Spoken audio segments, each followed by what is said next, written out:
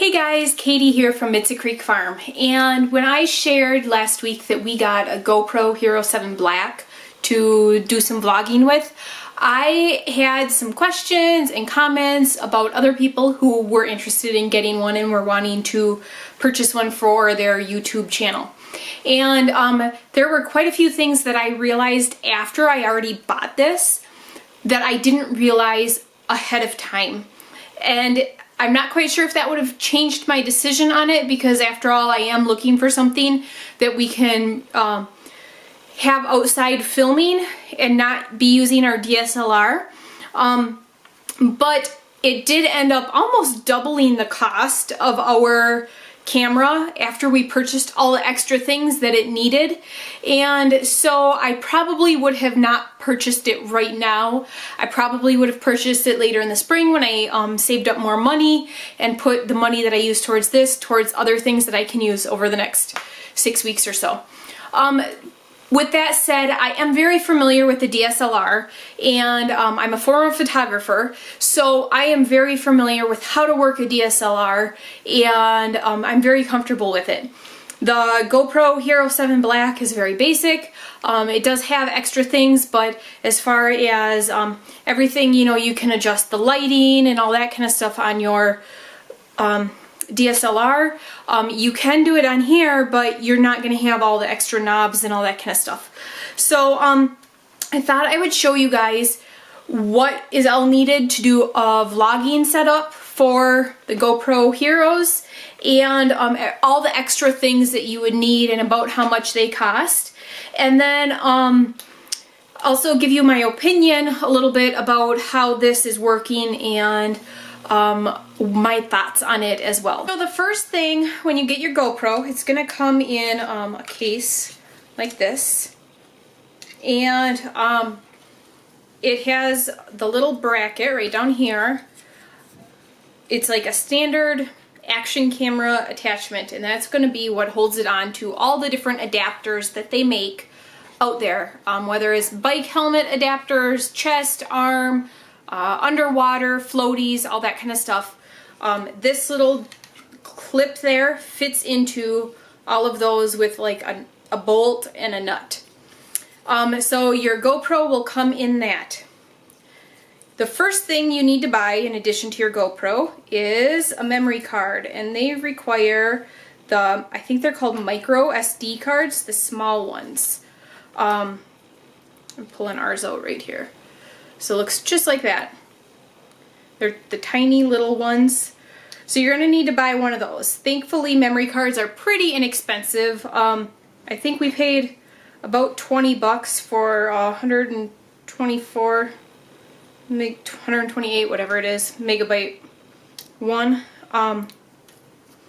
So that's not too expensive, but it does add up. So then, if you're going to use it for vlogging and you want to pick up sound, you are going to need to take the little side panel off here. I already have it off. You're going to need to take it off so that you can hook up a microphone. Now this is where things start to add up very quickly. They used to make, on the earlier versions of the GoPro Heroes, they used to allow third-party adapters for microphones. On the, I think it's the 6, 7, 8, 6 and above, they now have made it so none of the third-party adapters work. And they charge $50 for their adapter. And it's pretty big. It's about the size of the GoPro, or almost the size of the GoPro. And this little guy right here was 50 bucks. And what it does is it hooks in the side right over here. So it goes right in there. And then you're stuck with this GoPro like this. So you don't want to do anything to lose this, because I mean it's just sitting in HDMI port right there.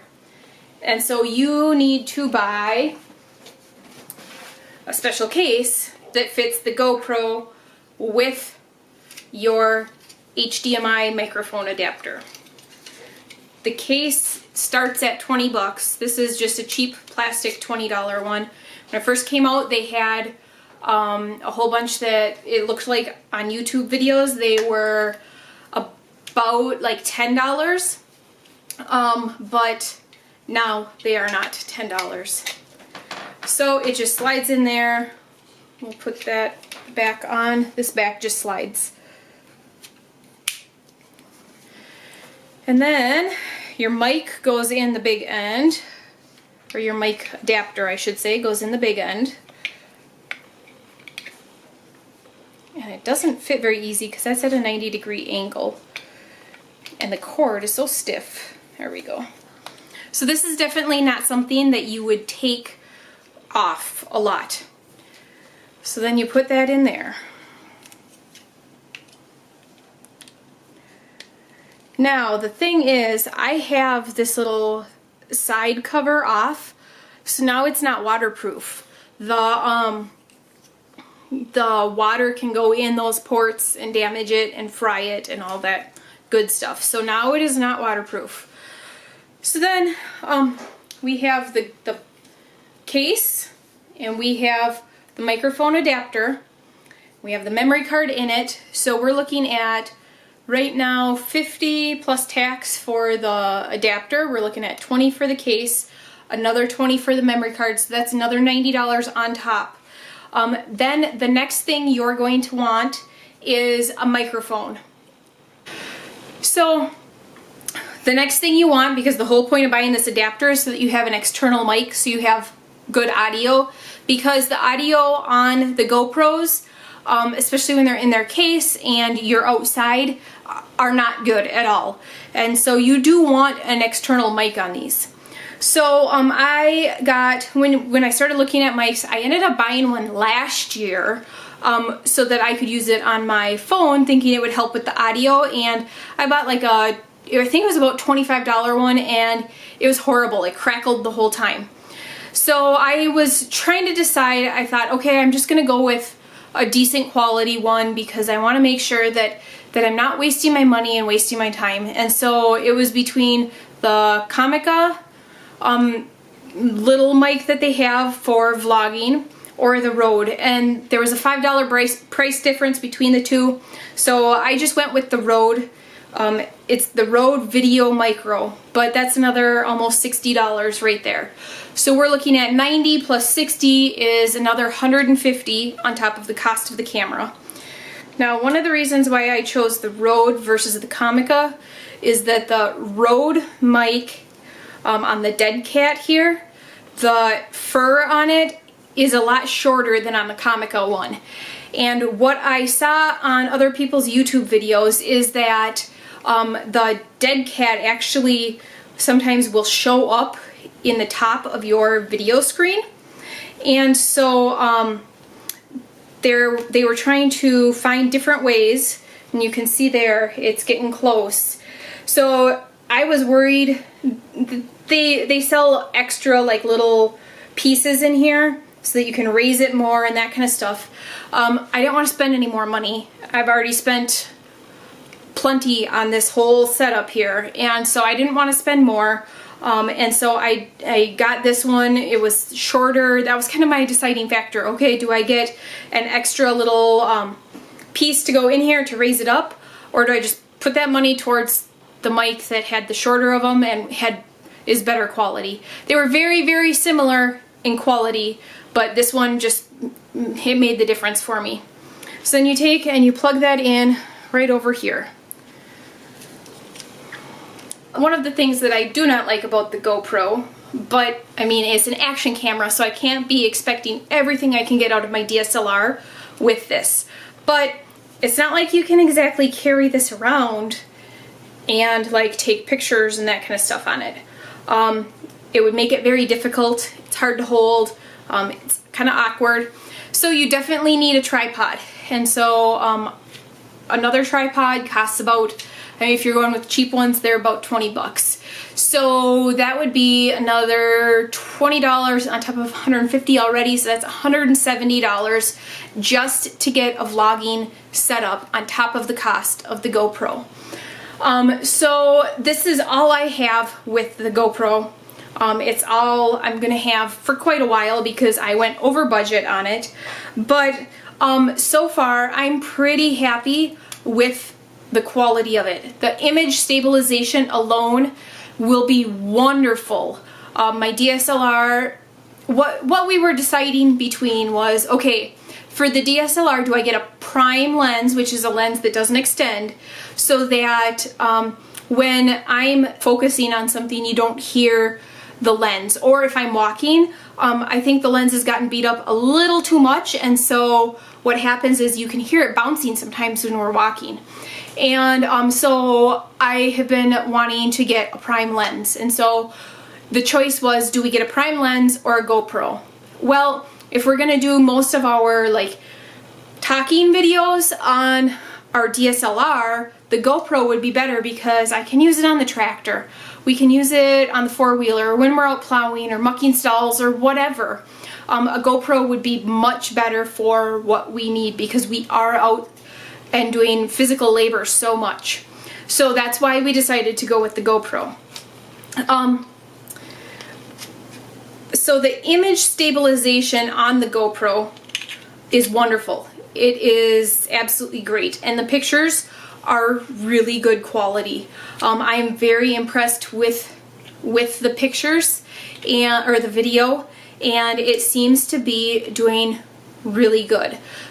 So far, the only thing that I don't like is I'm struggling with the touch screen still on the back and trying to find like if I do a video and I want to make sure, because I'm not quite sure how far out I hold it and that kind of stuff.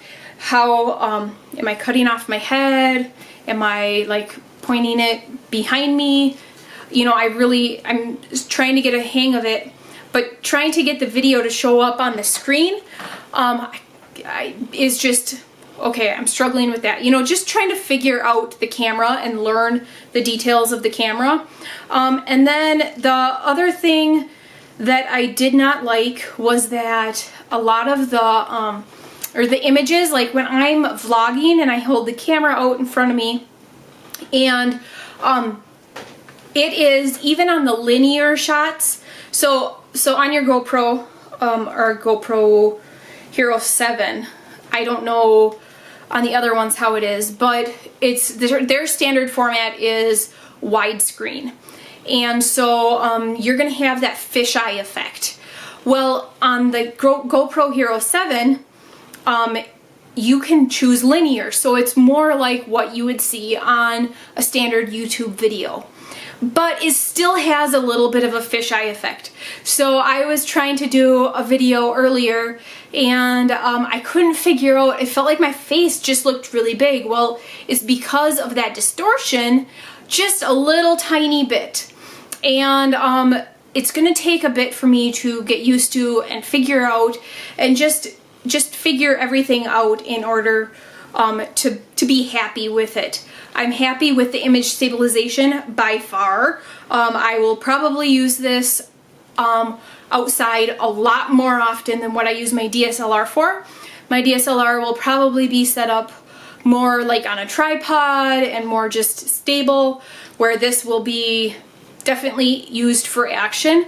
But I wish that we didn't have to have all the extras, or that they were more affordable. Their little adapter, that's the #1 complaint I saw online after I was like, oh, I need to buy a mic for this, was the adapter. You can only buy the GoPro one and it's $50. And so that was a little frustrating. But I am impressed with the quality of the pictures. It surpassed what I was expecting, and I love the extra features on it. It has different time-lapse options. It has different options for widescreen and linear. You can shoot in 4:3 screen ratio or 16:9. You have all different options for, you can do 4K, on down, and so there are a lot of options on here. It'll take some getting used to, but overall I am pretty happy with it, even though the price ended up being a lot more than what we expected. That's it for today's video, guys. Thanks for tuning in, and we will see you guys next time.